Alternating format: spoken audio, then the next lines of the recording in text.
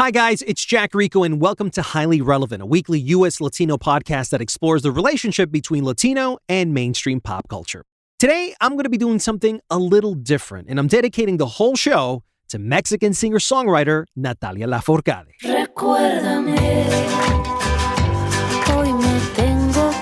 Natalia Lafourcade, who was recently nominated for a Best Latin Pop Album at the 60th Annual Grammys, is also the singer for the Oscar-nominated song Remember Me from Pixar's hit film, Coco.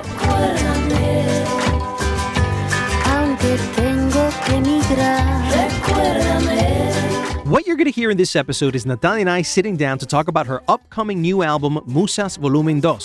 We also tackled the question, what's better, a Grammy or a Latin Grammy? We then strayed into the subject of the music business, talked a little reggaeton, Broadway, and how that song, Remember Me, came into her life. There were many people writing this list and putting the names of different artists.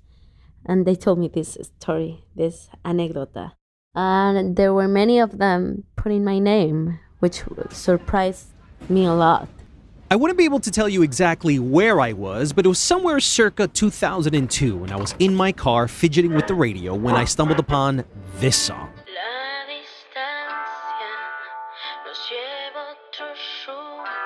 The name of the song is Mírame, Mírate from her self-titled debut album. I was stuck listening to it in a loop. I became a fan right there and then.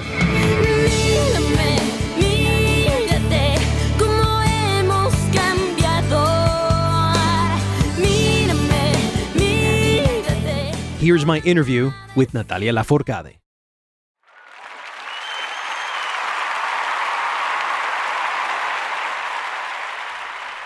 Okay, let's try to imagine that it's happening right now.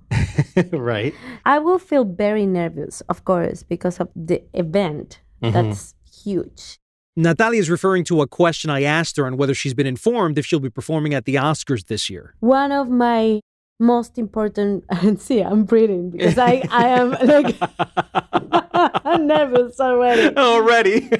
So I will take this very deep breath. Okay.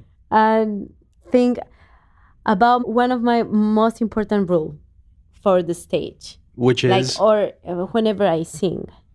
Which is like, no matter the stage, no matter the place, you don't change because of the stage. Oh, I see. Okay. You always sing from a place that is a very special place, which is like connecting to the heart.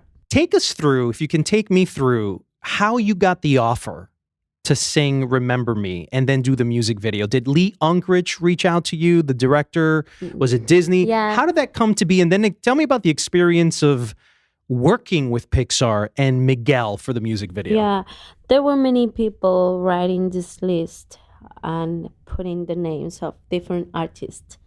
And they told me this story, this anecdota. And there were many of them putting my name, which surprised me a lot. And the director was one of them. And then they called me and they were asking me for record a demo. So they could see if they liked the way I approach the song and that. So, and at the moment I was crazy busy. I had like no time at all. Like, but it was Pixar. Crazy. It's Disney. Yeah. So. And you were saying no? No. There was no way that I will say no, right, to Pixar. I was like, we must do this. Huge game changer for you. And they told me the story of the movie, and I was like, they sent me the trailer, and I was like, no, I must do it. And not only must do it, I want to be there. Like, I want them to like this. Right. So how am I going to do it? Okay, well, so I'm going to put my heart into it. All my heart and love, and do this like from a real place. And we recorded this song in the middle of the night, and I arrived from somewhere, and then in the morning I left the city again. Like, I didn't Was it in Los Angeles? That night. No, that was in Mexico. I got in Mexico. I went to the studio. We recorded the whole piece, and then I flew again, and I don't know where. At one point, Natalia was asked by Disney to do the music video of Remember Me with R&B star Miguel, who is of Mexican and African heritage. The video has over 3 million views on YouTube, but curiously, she had never heard of Miguel until she Googled him. When I knew that he was going to be in the song as well, I searched. You Googled him. I Googled it. So I was like, who is this guy? Miguel's a Grammy-winning artist best known for his 2012 album Kaleidoscope Dream and the single Adorn, for which he won a Grammy Award. You guys make an incredible pair. I know. You guys look amazing together. I know. When I met him, I was like, this is great. Like, we were actually having the conversation about doing something together in the future. Wow, okay. Like that. I mean, I don't know if that's going to happen, but we were like, yeah, let's talk about it. You've been nominated for the Latin Grammys 19 times, and you've won 10 times. You've been nominated for the American Grammy 4 times, and you've won 1 for Hasta la Raíz.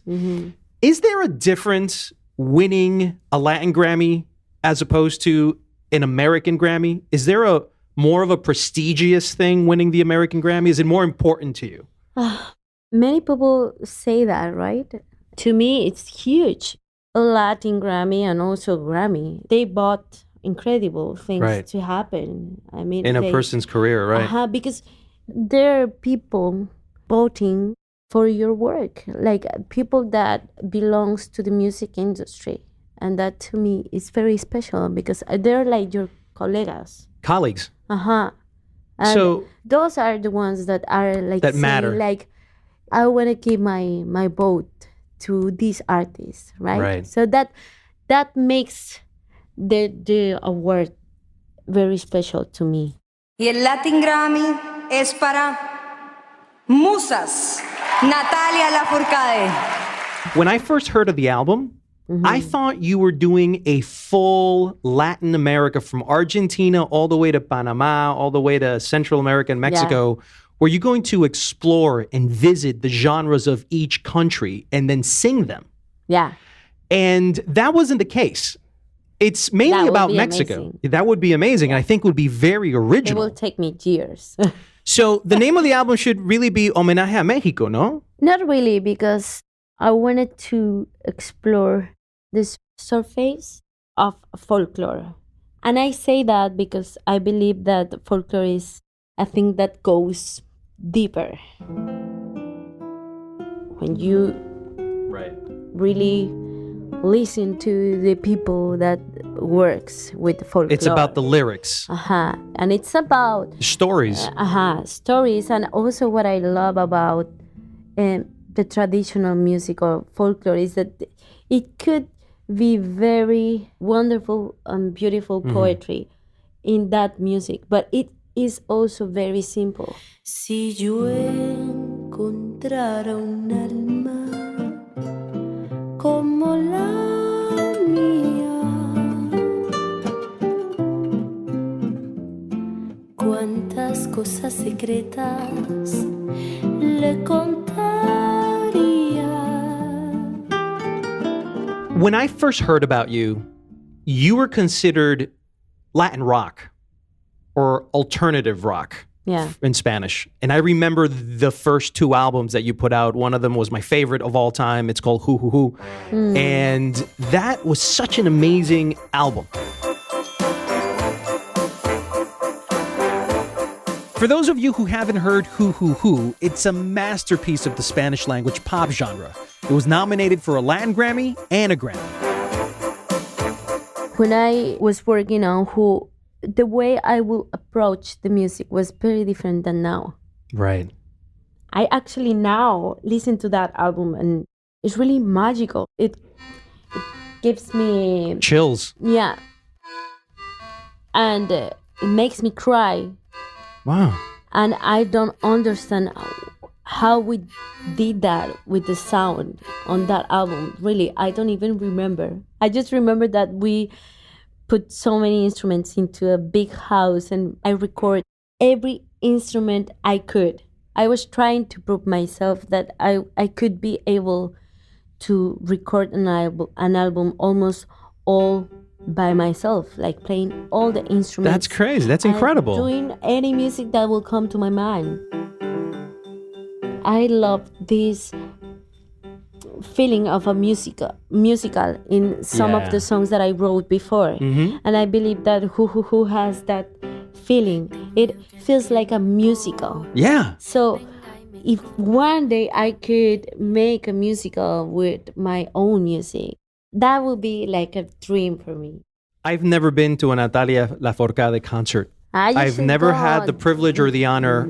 What is a Natalia Lafourcade concert like? Well, my concerts are like, to me, it's like going to a different place and a different dimension. Like the set list and the order of the songs is for you to have like a inner experience, and through that like blew up into a party at the end. It's a lot of fun. I feel like I am there like singing for the music and for the magic that happens there. And so yeah, sometimes it works. So it becomes like a very magic thing. Natalia Lafourcade, thank you so much for being on the Highly Relevant podcast. You might think that I'm crazy, yeah. Oh, and no. I am, but... Absolutely not. If you'd like to listen to more episodes with this format, leave me your thoughts on Twitter at JackRicoOfficial. That's at JackRicoOfficial. In the meantime, I'd like to thank Sony Records and Natalia Lafourcade, whose new album, Musas Volumen 2, is out February 9th on all streaming platforms. I'm Jack Rico. See you next week on another episode of Highly Relevant.